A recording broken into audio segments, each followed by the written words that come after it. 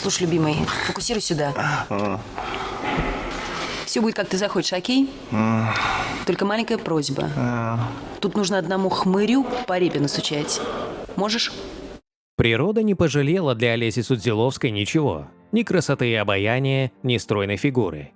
А еще наградила неимоверной трудоспособностью и талантом. Она хотела связать свою жизнь со спортом, но ей было уготовано стать известной актрисой. И все сложилось именно так, чтобы это предназначение сбылось. В трудные времена она подрабатывала грузчиком и вышла замуж за миллионера. Как сложилась жизнь Олеси Судзиловской и как она живет сейчас? Давайте разберемся вместе с вами. Родилась Олеся Судзиловская 20 мая 1974 года в городе Зеленограде в интеллигентной советской семье. В раннем детстве Олеся серьезно увлеклась спортом и в 4 года уже начала заниматься художественной гимнастикой. Она посещала секцию на протяжении 12 лет и уже в 16 стала кандидатом в мастера спорта. Олеся, в отличие от многих своих подружек, даже не думала об актерстве. Она была настолько увлечена гимнастикой, что все остальное просто не замечала. Перемены в ее жизни начались, когда ей исполнилось 14. К ним в школу пришел помощник режиссера фильма «Посредник», задачей которого было найти среди подростков нужный типаж для ролей второго плана. Что с тобой? Скажи что-нибудь.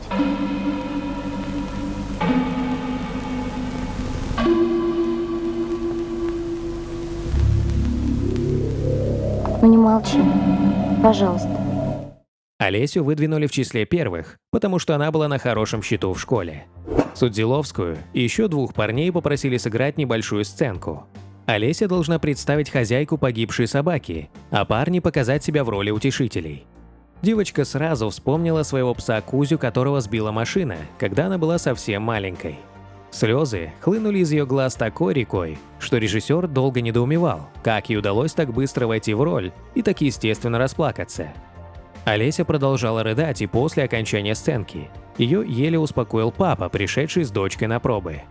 После этого Судзиловская заявила, что режиссеры все противные, а кино она просто ненавидит. Но несмотря на это, сниматься согласилась.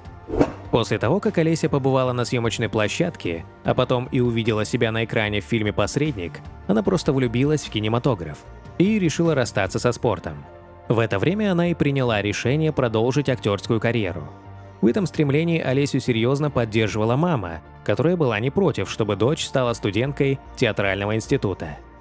После окончания школы Судзиловская с первой попытки оказалась в школе-студии МХАТ, правда пока на правах вольной слушательницы.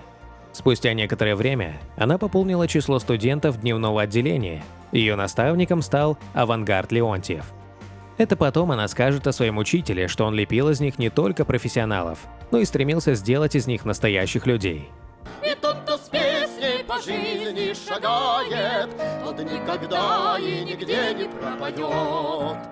Простои в карьере Судзиловской случались нечасто, но актриса всегда вспоминает самый тяжелый период, когда ей пришлось искать другие способы заработать.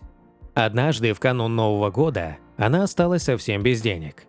Все гонорары уже потратила, а новых не предвиделось. От праздничного настроения ни следа. В холодильнике не было продуктов на оливье, а о шампанском и мандаринах страшно было даже мечтать. Новый год она встретила в компании с котом. После того злополучного Нового года Олесе пришлось устроиться грузчиком-водителем. У ее старшей сестры была палатка на рынке, но не нашлось человека, который бы занялся доставкой товаров с базы. На это место подыскивали какого-нибудь крепкого мужчину, который привык к тяжелому физическому труду.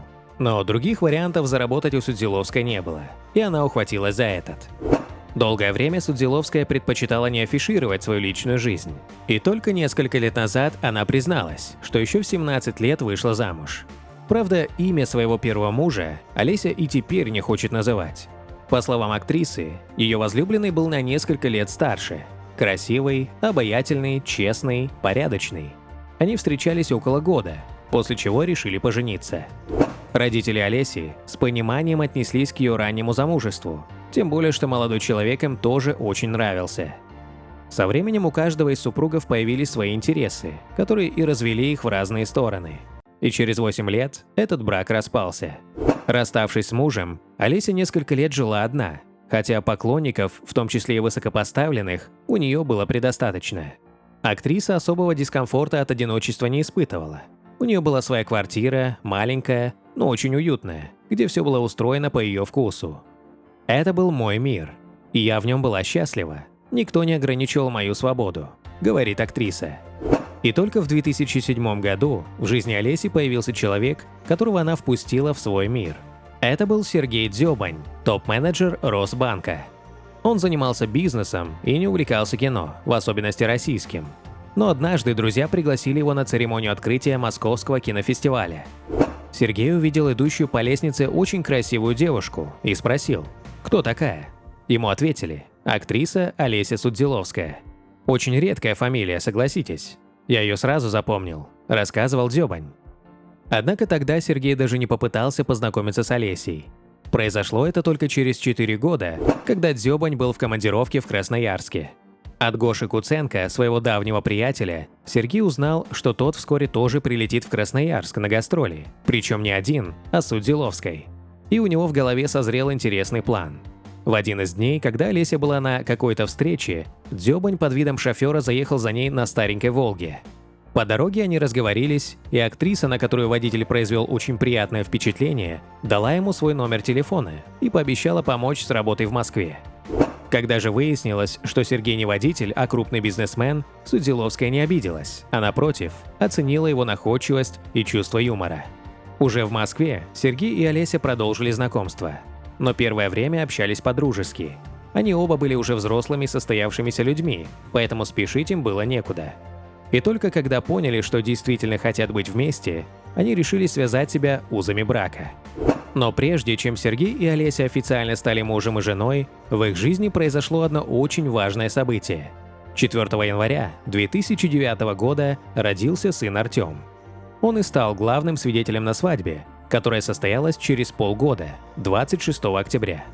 А в январе 2016 года счастливые супруги сообщили радостную новость. У них родился второй сын Майк. Мы выбирали имя всей семьей. Я предложила вариант Майк, старший сын Лео, а Сережа – Никита. 3 раза тянули бумажку, и все 3 раза доставали имя Майк, рассказывала Олеся. Такое необычное имя подсказал Павел Глоба. Он сказал, что имя должно начинаться со звонкой согласной и в обязательном порядке содержать в себе букву «А». И Олеся придумала – Майк. После рождения второго сына Судзиловская взяла в работе небольшой тайм-аут. Но сегодня, когда Майку уже 7 лет, она снова активно снимается в кино.